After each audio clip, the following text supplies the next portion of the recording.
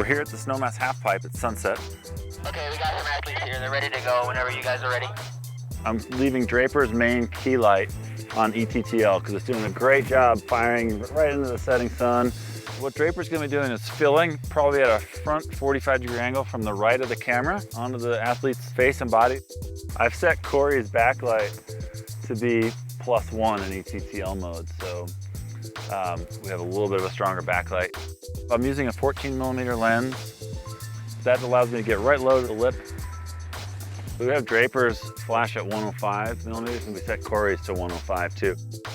That gives us a little leeway as the athletes are moving so fast that we don't have to have such a tight range of focus with the lights.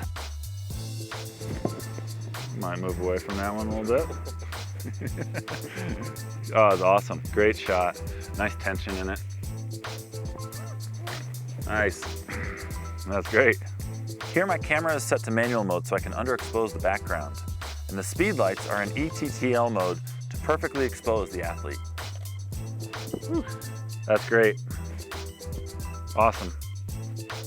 We had a really great shoot on the halfpipe today, and now we're shooting at a box and a little rail slide here. And what we're doing here is we're really side lighting the skiers at a 45-degree angle with the sun over the hills is casting a lot of reflection in the sky. So I'm putting the skiers as they're on the box in the halo created by the clouds there, and then having side lights. So we've got a little rib of shadow in the foreground.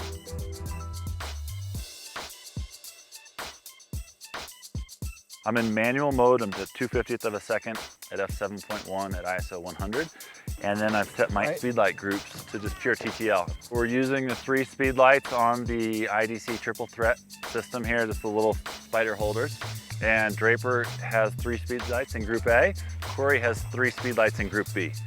And I can really manipulate those as I need to on this STE3 transmitter and say, hey, just bump it up to get the best look. So far, I've been really happy with what we're getting in TTL mode, just straight through. Our final setup here after sunset is at a small kicker jump. This is really my favorite time of day to shoot because the strobes can create such a dramatic look against the dusk sky. My A and my B, those are just at ETTL, and they just know to illuminate the skier in the air at the right exposure. They're doing a great job. I haven't touched them, and you'll see we're getting a lot of great stuff.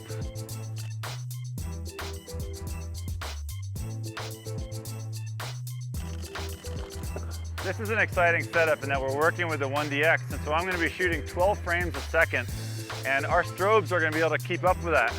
As we get less light in the sky, it's much easier for the strobes to keep up. I'm always surprised that in 12 frames, there's one decisive frame that's always the best. So it's a big deal to be able to shoot at 12 frames a second rather than having to try to guess. I can let it rip. Drop in, okay.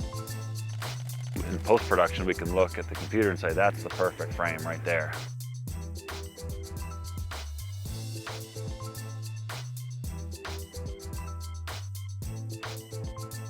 We've had a great spring day here shooting on Snowmass Mountain. I hope this has been helpful for you guys to see a little bit of how the lighting setups work and maybe inspiring for your own photography as well.